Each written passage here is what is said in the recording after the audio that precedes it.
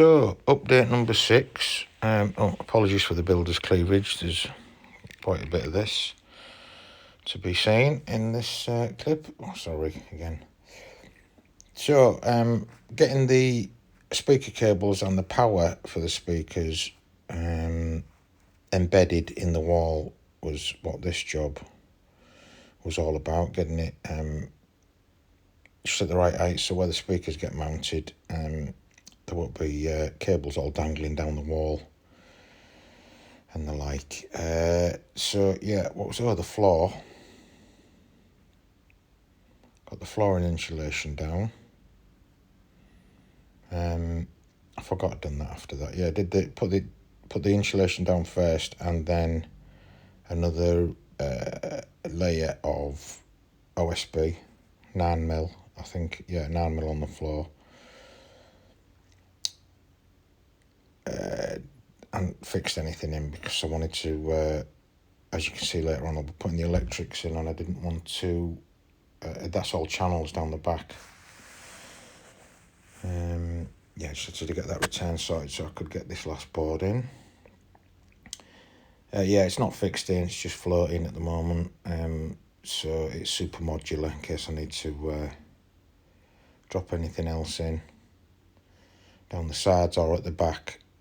I knew I was going to have to be doing that at the mixing wall side, but it leaves me the ability to do it anywhere else. So this is me still faffing with this speaker wall. I wanted to kind of measure the cables with the right distance, and then getting the final OSB boards on that wall. Now that the cables were hidden, was the next job. And I did have a board for them for the top half of the wall, but it had done it ever so scraggy. Done it by hand, cutting out the holes, so it just looks shit. I got sidetracked briefly because here we are. This was the sidetrack. An African leek. Toto was mentioned. So I had to just temporarily sack the work on the new extension, and here's the panels. I got a discount price. A little bit dusty. Rain will be washing that off. And sealed the old Shedio so that I could get crack on with the extension. So this is me still doing some accurate jigsawing this time. Instead of doing it all by hand, I decided to put clamp guides up. Well, I'm using a spirit level there, as you can see. I'd done the horizontals. This is doing all the verticals now, but I wanted it absolutely spot onicus. So I spent, I put a lot of time aside for it and did it properly. There we are, did it nice and straight. Now putting this up I'd not thought about how hard it was going to be to get those cables fed through the two holes, and it all goes by in seconds, but it took me about half an hour.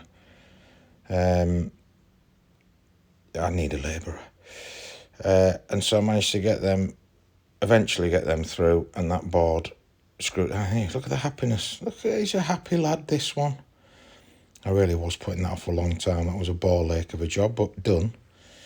And then it was a case of getting the electrics in, wired down that back channel. I was just going to make a channel in the insulation, and then just slip the OSB back on top so that there was a temporary, well, not a temporary channel, but a channel I could access if needs be. Twin and earth going in for 2 sets of sockets, one under the desk and one above the desk is what I decided. And these are externally fitted with galvanised piping and sockets because I didn't want to put them cables in the wall. I was cool with them being outside, so I sat them in galvanised tubing, and you can't actually, the bad angles here with the camera. Again, another ridiculously faffing McFaffs-worthy job to get that board in, and not crush any of them cables or snap them up. So yeah, I had to make some some little holes so that all the cables could come up through that flooring.